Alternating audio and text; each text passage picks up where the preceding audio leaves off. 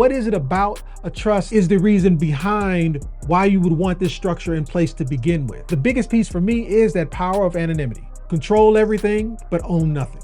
You want to have control over those activities, actions, those assets, but you want to make sure that they can't access you. Who's owning these assets? I have no idea. Who's the person behind the veil? I have no idea. And the transfer of those assets are also private, meaning who are the creditors coming after? Well, they don't know who owns the assets, so they're not coming after you.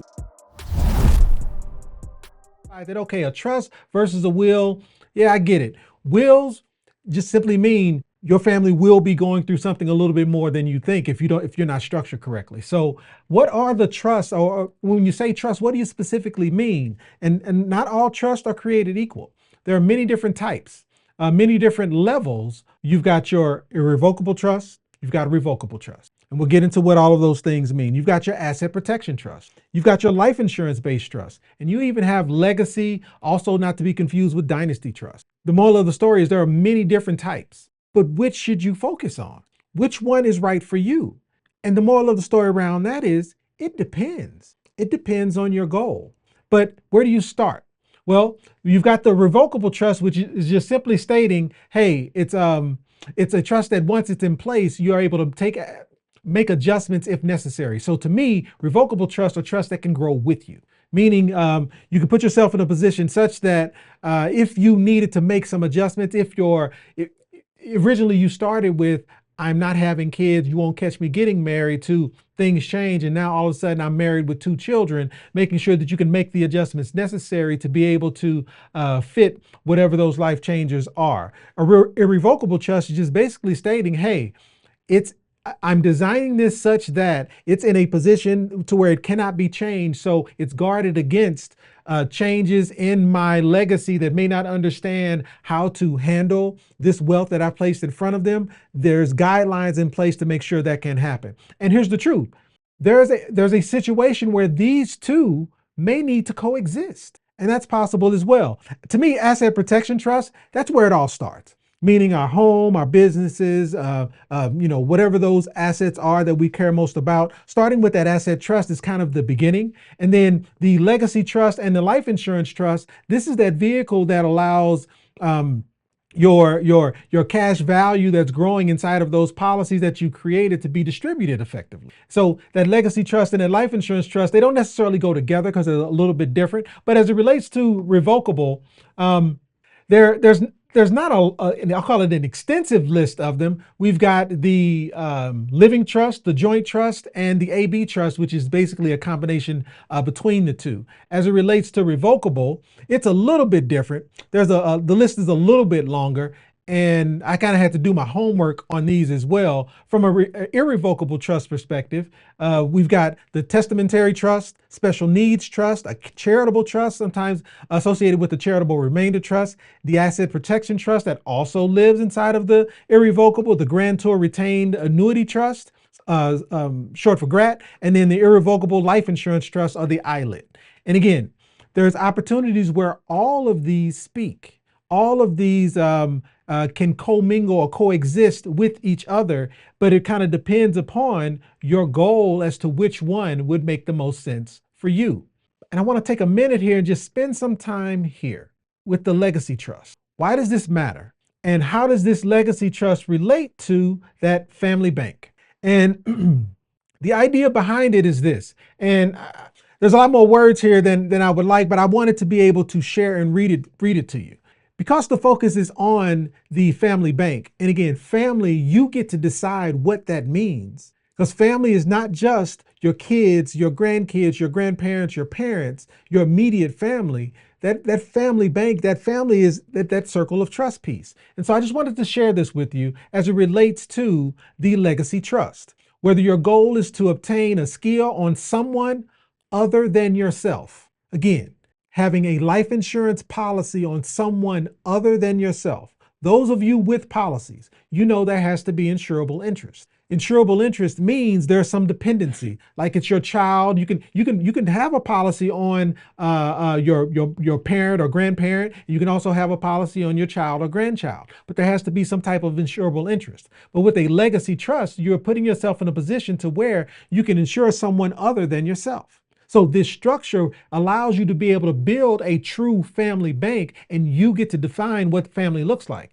So other than your spouse, minor child, or perhaps creating wealth for posterity, and a legacy trust can also help you accomplish your goal. So in order to achieve the ability to build a trust with individuals other than your immediate family, a legacy trust will allow you to do that. And without a legacy trust owning it, there are significant limitations. There's a whole list of limitations associated with it, but I wanted to highlight this one. And it's typically you're unable to purchase a life insurance policy on someone other than yourself without it, other than a child. So without having a legacy trust, it's very difficult to ensure that circle of trust that we discussed as it relates to it being your family. And ultimately, you would want that legacy trust to protect against or to protect your wealth for your loved ones, and also protect against creditors, lawsuits, bankruptcy, divorce, and or government government aid qualifications, the ability to qualify for government aid. And the purpose of a legacy trust, again, is about control. It's about you having the autonomy and control over your ability to do as you choose with your wealth. And there are definitely layers associated with that legacy trust, and you get to define and identify what that looks like. And then the tax advantage piece.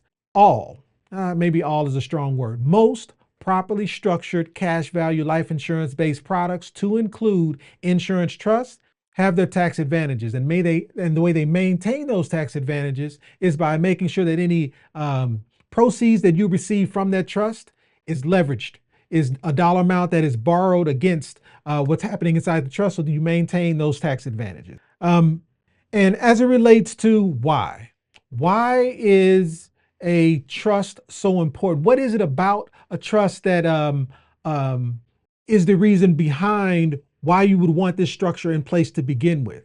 Well, it's the biggest piece for me is that power of anonymity. Again, control everything, but own nothing is the saying that I couldn't get out of my head earlier. And that is, again, you want to have control over those activities, actions, those assets, but you want to make sure that they can't access you. Who's owning these assets? I have no idea. Who's the person behind the veil? I have no idea. And the transfer of those assets are also private. So that privacy shield, ownership obscurity, and the opportunist deterrent, meaning who are the creditors coming after? Well, they don't know who owns the assets, so they're not coming after you. So the reason why is pretty specific. And again, which I'll call it trust should you get? I gave you the entire list. Of that list, which one is right for you? And again, I know most don't like this answer, but it's the truth. It depends. It depends on the goal. It depends on the objective. It depends on your circle of trust. It depends on the ages of the individuals within the circle of trust. It depends on where you are in your life as today, because as a 25, 30-year-old, you have a lot of life left ahead of you, so things may change. So you want the ability to be able to make those adjustments when you need to. For those of us who may be a bit older and have businesses in place and business partnerships, you might have a trust associated with the business specifically, and those relationships, and making sure that can't impact your family life. So it truly depends. But the key piece is what we've laid out here for you is there's I'll call it a decent list around what that type of trust would be and which ones may make the most sense. And as we talk about legacy, I do not want to confuse a legacy trust with legacy planning. These are two different things. As it relates to legacy trust, this is about making sure the life insurance-based product you have is structured the way you need, and as the asset is being distributed, you have the right structure in place to be able to distribute things the way that you want. Meaning, again, if you want your beneficiary to be your best friend or a niece or someone who you don't necessarily have insurable interest over, the legacy trust is in place for you to be able to do so. But that does not guard against what that legacy plan needs to be. And so what we wanted to jump into is your legacy. If your legacy plan ends with, hey, I'm leaving assets, I'm leaving money to my family, then you've got some work to do. So that legacy plan is about the structure required to make sure that things are able to transition beyond today. What we've been talking about thus far is, what does that structure need to look like to protect things today? The legacy plan is about, how do we protect things for the future? How do we protect the legacy going forward, God forbid, if I'm not here? How do we make sure the next 500 years are able to benefit from all of the hard work that you've done to build this machine? How do we make sure this machine lasts beyond the next few generations? So that legacy plan is really about creating a blueprint. This is that structure or the actions required for the individuals involved in it. And it's, how is that plan communicated? How are those assets protected? And what is that system? What is that machine that this structure is in? And how does that machine function? And who are the roles? And again, this can be quite daunting, but hopefully what you'll gain in these next few layers is, it's actually not as difficult as you think. The key piece is, take it slow. The key piece is, take it one step at a time, one layer at a time. It's an elephant. We're not here to say you have to bite that elephant, or inhale that elephant in one bite. It's one bite at a time. It's identifying where the opportunities are. And that legacy structure, again, starts with asset protection. And then it's making sure that asset protection is tax efficient.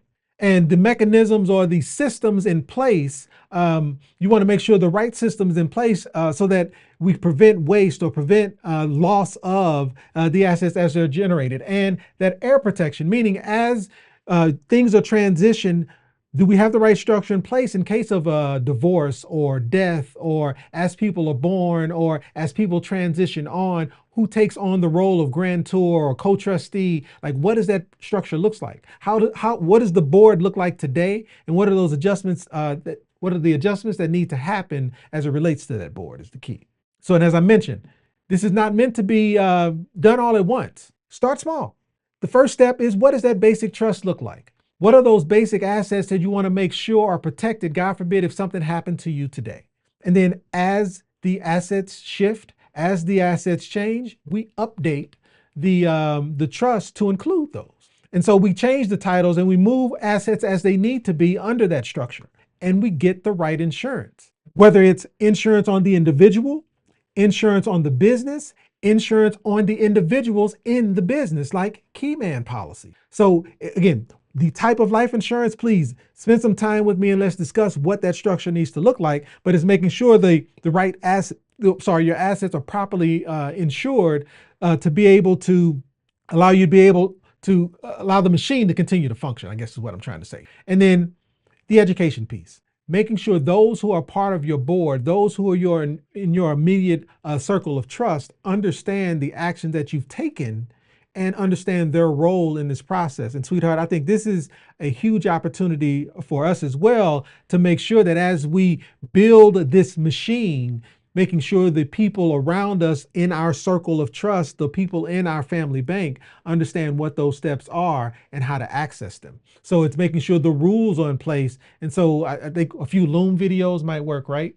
Kind of stepping through what that process would be. But the moral of the story is making sure that we have the right education process in place for our family to be able to make sure things are transitioning effectively. And so what does that look like though? So when you appoint these roles, what does that math look like over time? And it's identifying the roles, the grantors, the trustee, the successor trustee, the guardian, the executor, the power of attorney, and who plays what role and how do those roles transition? Is it required? Is a backup required? And who specifically is in that place today? Who controls making the decision as to what individuals fit in these buckets? So it's identifying the key roles in your machine, in your system, in your trust to be able to make these types of decisions.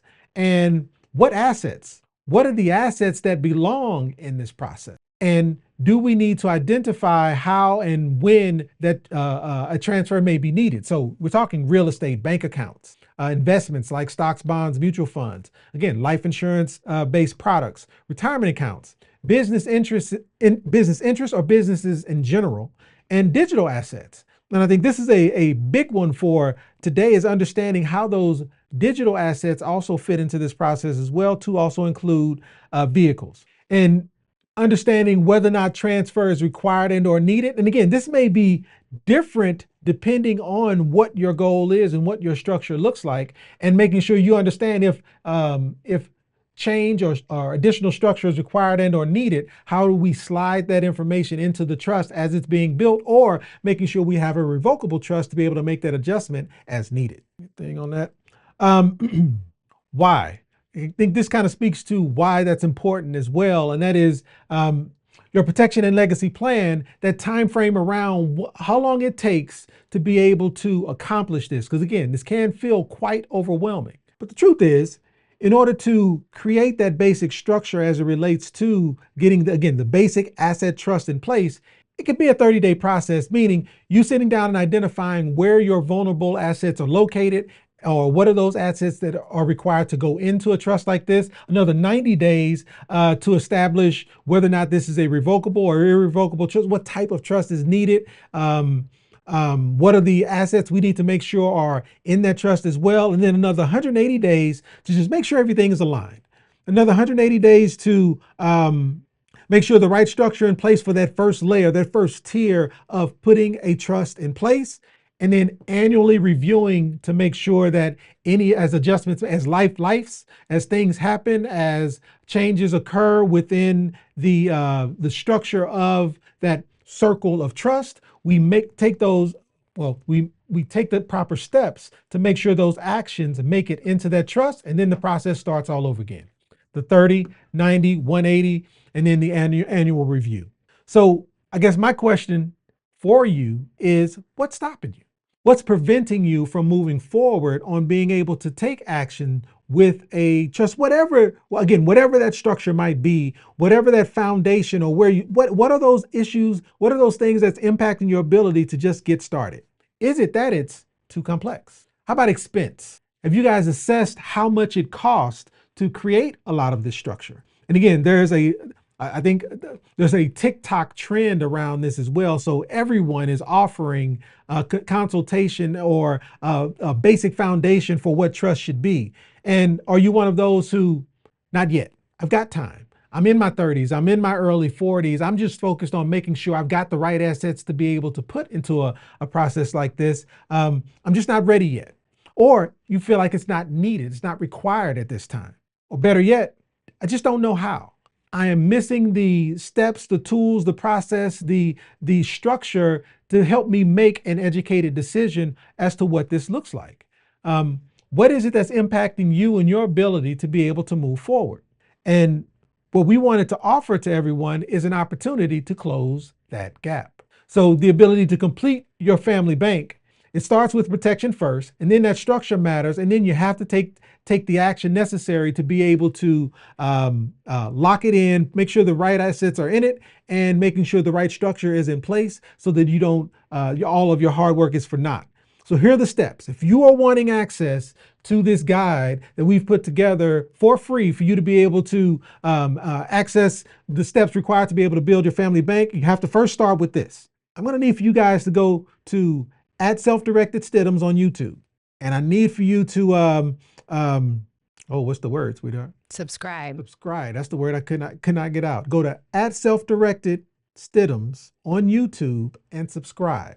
That's the additional channel that we talked about last week that we've created. And again, you can't access this guide unless you go there. Yes, they can. I know, I'm just kidding. And then, moral of the story is go to selfdirected.info/live, scroll down there. I think once you get beyond the HELOC guide, you'll find the family bank guide that we've created. Sweetheart, if you want to add anything more to that, selfdirected.info/live, be able to get it. I would appreciate it though, if you went to @self-directed Stidhams and subscribe, because we are in the midst of that. We're going to use that channel we're going to place there the bite-sized piece communication that we have, instead of the large lives that tend to be a bit much for people to handle. What we wanted to do is put these shorter form videos in a place so that you can then identify for those who need this content, give them a place to go.